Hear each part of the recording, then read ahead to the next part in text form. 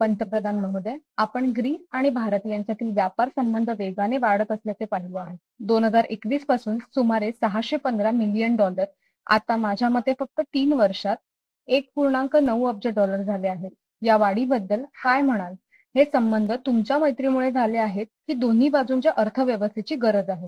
मला असे वाटते की हे दोन देश आणि दोन अर्थव्यवस्थांच्या मूलभूत गोष्टी आहेत ज्या वाढत आहेत आणि आता त्यांची पूरकता शोधत आहेत. आणि हे केवळ व्यापाराविषयीच नसावे. 2030 पर्यंत आमचा व्यापार दुप्पट करण्याचे उद्दिष्ट आम्ही पंतप्रधान मोदींसोबत ठेवले आहे. मला वैयक्तिकरित्या असे वाटते की हे याआधी साध्य करता येईल. हे गुंतवणुकीबद्दल देखील आहे. भारतात ग्रीक कंपन्यांची गुंतवणूक, पण भारतीय कंपनीने ग्रीसमध्ये केलेली गुंतवणूक अनेक भारतीय व्यावसायिकांना भेटून मी तुम्हाला सांगू शकतो की ग्रीसमध्ये गुंतवणूक करण्यासाठी भारतीय कंपन्यांना प्रचंड रस आहे आणि मला वाटते की हे नैसर्गिक आहे. जर तुम्ही नकाशावर नजर टाकली तर ग्रीस हे भारतीय व्यवसायासाठी युरोपीय बाजारपेठेत प्रवेश करण्याचे स्पष्ट ठिकाण आहे. आणि मला वाटते की ब्रेक्झिट नंतर भारतीय कंपन्या युरोपमध्ये नवीन पाळंमुळं शोधत आहेत आणि ग्रीस ही भूमिका खूप चांगल्या प्रकारे निभावू शकेल. IMEC कॉरिडॉर, जो इंडो पॅसिफिक, भारत, मध्य पूर्व आणि युरोपला जोडणारा एक दूरदर्शी पिढीचा प्रकल्प आहे. आमची लॉजिस्टिक इन्फ्रास्ट्रक्चर, आमची बंदरे, आमच्या ट्रेन्स, आमचे ऊर्जा नेटवर्क, आमच्या डेटा इन्फ्रास्ट्रक्चरच्या बाबतीत ग्रीसची महत्त्वपूर्ण भूमिका आहे. त्यामुळे माझ्या मते आपल्या दोन अर्थव्यवस्थांमध्ये जबरदस्त पूरकता आहे. आणि पुन्हा आपण दोघेही उच्च वाढीच्या मार्गावर आहोत. ही वस्तुस्थिती संधी अधिक स्पष्ट करते. ग्रीसमधील संधीबद्दल भारतीय व्यावसायिक समुदायाला शिक्षित करणे आणि आम्ही केलेल्या प्रगतीबद्दल सर्वसामान्यांना शिक्षित करणे माझे भारतातील काम आहे. कारण बरेच लोक अजूनही ग्रीसला समस्याग्रस्त अर्थव्यवस्था असलेला देश म्हणून विचार करू शकतात आणि हे कदाचित 5 वर्षापूर्वी खरे होते. परंतु आता ग्रीक अर्थव्यवस्था युरोझोनच्या सरासरीच्या दुप्पट वेगाने वाढत आहे. आमची आर्थिक स्थिती खूप मजबूत आहे. आमच्याकडे बरेच युरोपियन फंड आहेत जे खाजगी गुंतवणुकीला पूरक म्हणून ग्रीसकडे निर्देशित केले जातात. आम्ही आमच्या प्रक्रिया सुव्यवस्थित केल्या आहेत आणि विदेशी उद्योजकांसाठी नियामक वातावरण अधिक अनुकूल केले आहे. आणि आमच्याकडे ग्रीसमध्ये आधीपासूनच भारतीय कंपन्या आहेत. तुमच्या प्रमुख विमानतळ ऑपरेटरपैकी एक माझ्या मूळ बेटावर क्रेते नवीन विमानतळ बांधत आहे. त्यामुळे भारत नाही. त्यामुळे आपल्याकडे कृषी व्यवसायात, फार्मास्युटिकलमध्ये गुंतवणूक आहे आणि मला वाटते की ही फक्त सुरुवात आहे. मस्त बोललात. तुम्ही असेही म्हटले आहे, भारताचे युरोपाचे प्रवेशद्वार ग्रीस असणार आहे आणि India middle east economic corridor हा तुमच्या मास्टर प्लॅन 2.0 चा महत्वाचा भाग आहे. तसेच भारताचे स्वतःला युरोपाशी, मध्य पूर्वेशी जोडण्याचे स्वप्न आहे. मोठ्या थाटामाटात घोषणा झाल्या आहेत हे लक्षात घेता किती प्रगती झाली, पण तुर्कस्तान कामात अडथळे निर्माण करताना दिसत आहे. कारण त्यांनी तुर्कीचा सहभाग असल्याशिवाय IMEC नाही असे म्हटले आहे. तो रोडब्लॉक आहे का? पहा, सर्वप्रथम मला असे वाटते की हा एक अतिशय दूरदर्शी प्रकल्प आहे जो एका वर्षात, 2 वर्षात किंवा अगदी 5 वर्षात पूर्ण होणार नाही. कारण त्यासाठी महत्त्वपूर्ण पायाभूत गुंतवणुकीची आवश्यकता आहे आणि त्यासाठी संपूर्ण शांततेची स्थिती देखील आवश्यक आहे.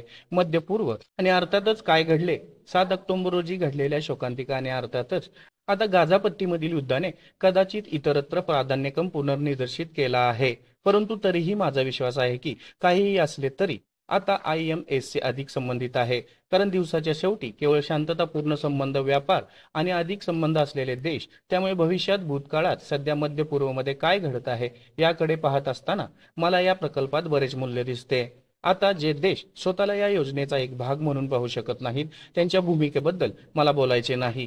परंतु दिवसाच्या शेवटी जर तुम्ही IMEC ची रचना ज्या पद्धतीने केली आहे त्याकडे पाहिले तर भौतिक कॉरिडॉरला पूरक असा शिपिंग कॉरिडॉर असणे आवश्यक आहे. आणि ग्रीक जहाजांची मोठी भूमिका आहे कारण आम्ही सर्वात मोठे शिपिंग राष्ट्र आहोत. त्यामुळे कधीतरी मला ग्रीक बंदरावर किंवा सर्वसाधारणपणे युरोपियन बंदरावर पोहोचेल त्यांना हे सुनिश्चित करायचे आहे की या वस्तूचे स्वागत करण्यासाठी आमच्याकडे योग्य पायाभूत सुविधा आहेत. आणि हे फक्त वस्तूंबद्दल नाही, हे डेटाबद्दल आहे, ते ऊर्जेबद्दल आहे आणि ते लोकांच्या कनेक्शन बद्दल देखील आहे. कारण एक गोष्ट आहे जी आपण खूप लवकर करू शकतो IMEC प्रत्यक्षात येण्यापूर्वी, आणि ती म्हणजे भारत आणि ग्रीस दरम्यान भेट उड्डाण कनेक्शन स्थापित करणे. ग्रीस, कारण मला पर्यटनात प्रचंड संधी दिसत आहेत. अर्थात भारतातील पर्यटन हे ग्रीक पर्यटकांसाठी पसंतीचे ठिकाण आहे. पण ग्रीसला जाणाऱ्या भारतीयांच्या क्षमतेचा विचार करा. 6 तासांची फ्लाईट आहे. ग्रीस विवाह सोहळ्यासाठी लोकप्रिय आहे. सॅटोरिनी सारखे बेटे. आम्ही तुमच्या चित्रपट उद्योगाला ग्रीसमध्ये अधिक चित्रपट करण्यास प्रोत्साहित करण्याचा प्रयत्न करतो. ग्रीसची अधिक ओळख व्हावी, पण या विशिष्ट संदर्भात भारतीयांना ग्रीस शोधण्याची क्षमता खूप मोठी आहे. एकदम. आणि सॅटोरिनी हे बॉलिवूडसाठी दीर्घकाळासाठी एक हक्काचं ठिकाण आहे आणि ग्रीसमधील पर्यटनाचे चित्रपटात वारंवार प्रदर्शन केलं आहे. मी काय म्हणतोय ते फक्त सॅटोरिना नाही, अशी इतर अनेक ठिकाणे आहेत जिथे बॉलिवूड चित्रपट करू शकतो आणि इतर अनेक ठिकाणी भेट देण्यासारखी आहेत. इतर अनेक ठिकाणी त्या बाबतीत जे लग्नासाठी छान आहेत, ज्या भारतीयांनी ग्रीसमध्ये लग्न करण्याचा निर्णय घेतला आहे त्यांना मी विचारू. आता वैयक्तिक संबंध आणि मुत्सद्देगिरीवर थेट प्रश्न. मी तुम्हाला विचारू इच्छितो की तुम्ही गेल्या अनेक वर्षापासून ग्रीसमधील तुमची दुसरी टर्म ऑफ अफेअर्सवर आहात. जागतिक स्तरावर भारताला त्यांच्या उंचीच्या दृष्टीने, त्यांच्या आवाजाच्या दृष्टीने आणि ज्या पद्धतीने युरोप आणि अमेरिका भारताकडे पूर्वेकडील आवाज म्हणून पाहतायत त्या दृष्टीने तुम्ही कसे पाहता? बरं, सर्वप्रथम मी दोन मुद्दे मांडतो. भारत ही लोकशाही आहे आणि तुमच्याकडे 1.4 अब्ज लोकसंख्या असलेली लोकशाही चांगली आहे, हे प्रशंसनीय आहे. ही गोष्ट अशी आहे जी मला वाटत नाही की या प्रमाणात लोकशाही असणे म्हणजे काय याचा अर्थ आम्ही पश्चिमेकडे वारंवार ओळखतो. लोकशाही लोकांसाठी उद्धार करू शकते, तेही सिद्ध झाले आहे. जे घडले त्या दृष्टीने मी अनेक वर्षापासून भारतात येत आहे. म्हणजे तुम्ही केलेली प्रगती उल्लेखनीय आहे आणि भारताने केलेल्या काही गोष्टी विशेषतः डिजिटलच्या बाजूने माहीत आहे. खरोखरच कोट्यवधी लोकांना गरिबीतून बाहेर काढणे, माहिती, मूलभूत पायाभूत सुविधा प्रदान करणे हे उल्लेखनीय आहे आणि यामुळे जागतिक दक्षिणेतील आघाडीचा आवाज म्हणून भारताचा पुतळा उंचावला आहे. आणि त्या अर्थाने मला वाटते की तुम्ही जे काही साध्य केले आहे त्याबद्दल खूप आदर आहे. आणि जेव्हा मी भारत आणि युरोपमधील संबंध पाहतो मला पुन्हा नैसर्गिक पूरकता दिसते. मला अशी आशा आहे की कधीतरी आम्ही परस्पर फायदेशीर मुक्त व्यापार करारावर सहमत होऊ शकतो. मला वाटते की आपल्या दोन्ही देशांमधील आर्थिक संबंध मजबूत करण्याच्या दृष्टीने एक मैलाचा दगड ठरेल. आणि मला असे वाटते की G20 आपण या चर्चेत आफ्रिकन युनियनचा समावेश करण्यात व्यवस्थापित केले. या वस्तुस्थितीमुळे आपण ज्याला जागतिक दक्षिण म्हणतो त्याला एक नवीन दृश्यमानता आणि नवीन प्रेरणा दिली. आणि आणखी एक गोष्ट, आम्ही सुरक्षा परिषदेत सुधारणा करण्याचे समर्थन करतो. भारत सुरक्षा परिषदेत कायमस्वरूपी स्थान मिळण्यात पात्र आहे. आपण बहुपक्षीय संस्थांबद्दल बोलू शकत नाही. ही वस्तुस्थिती ओळखल्याशिवाय जगामध्ये लक्षणीय बदल झाले आहेत, जेव्हा या 70 वर्षाहून अधिक वर्षापूर्वी निर्माण झाल्या होत्या. पंतप्रधान मित्सोताकिस, मला तुम्हाला विचारायचे आहे, इंडो ग्रीक संबंधांचे पुढे काय? ही धोरणात्मक भागीदारी कशी पुढे जाणार आहे? तुमच्या अपेक्षा काय आहेत आणि तुम्ही सेट केलेले टप्पे कोणते आहेत? बरं, आपल्याकडे अल्पकालीन आणि दीर्घकालीन टप्पे आहेत. मी एका अल्पकालीन मैलाच्या दगडाकडे लक्ष वेधतो, जो आम्ही पंतप्रधान मोदींसोबत संयुक्तिकपणे मान्य केला आहे. आम्हाला शक्य तितक्या लवकर गतिशीलता आणि स्थलांतर करार हवा आहे. ग्रीसमध्ये काम करू इच्छिणाऱ्या तरुण भारतीयांना आम्ही सक्षम होण्याची संधी देऊ इच्छितो. आपल्याकडे बांधकाम, कृषी, पर्यटन यासारख्या क्षेत्रात आधीच कामगारांची कमतरता आहे आणि आम्हाला खात्री करून घ्यायची आहे की आपल्याकडे एक करार आहे जो लोकांना कौशल्य प्रदान करेल, त्यांना ग्रीसमध्ये काम करायला लावेल, त्यानंतर ते भारतात परत येऊ शकतील. आणि कदाचित त्या उलट देखील. तर हे एक अल्पकालीन ध्येय आहे जे आम्ही ठरवले आहे. आणि मी अल्प ते मध्यम कालावधीत असे म्हणेन की मला आणखी अनेक भारतीय कंपन्या ग्रीसमध्ये गुंतवणूक करताना आणि आम्ही चर्चा केलेल्या संधीचा लाभ घेऊ इच्छितो. मी तुम्हाला पुन्हा सांगतो, मला प्रचंड रस दिसत आहे. आम्ही व्यवसायासाठी खुले आहोत. मी काल बोललो होतो, आज पुन्हा सांगेन, ग्रीस हे भारताचे युरोपचे प्रवेशद्वार आहे. आम्ही दोघेही मोठे संरक्षण खर्च करणारे आहोत. मला वाटते की आपण आपले संरक्षण उद्योग जवळ आणले पाहिजेत. आपले सशस्त्र दळ जवळचे संयुक्त सराव एकमेकांकडून शिकणे आवश्यक आहे.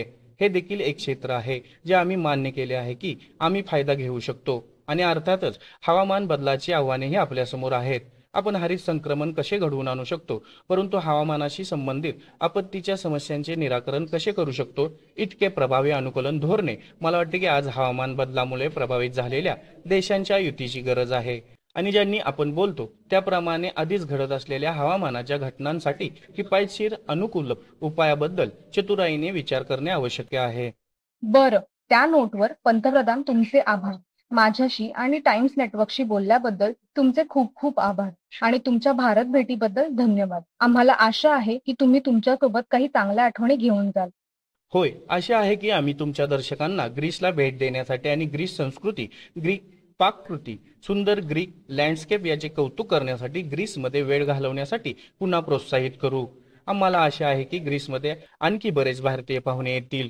आम्ही ते करू आणि खूप आशा करतो की हे संपूर्ण मुलाखत पथक तुमच्याशी आणखी एका मुलाखतीसाठी ग्रीसमध्ये आहे. एकदम खूप खूप धन्यवाद. तुमच्याशी बोलणे विलक्षण होतं. एकदम खूप खूप धन्यवाद. तुमच्याशी बोलणे विलक्षण.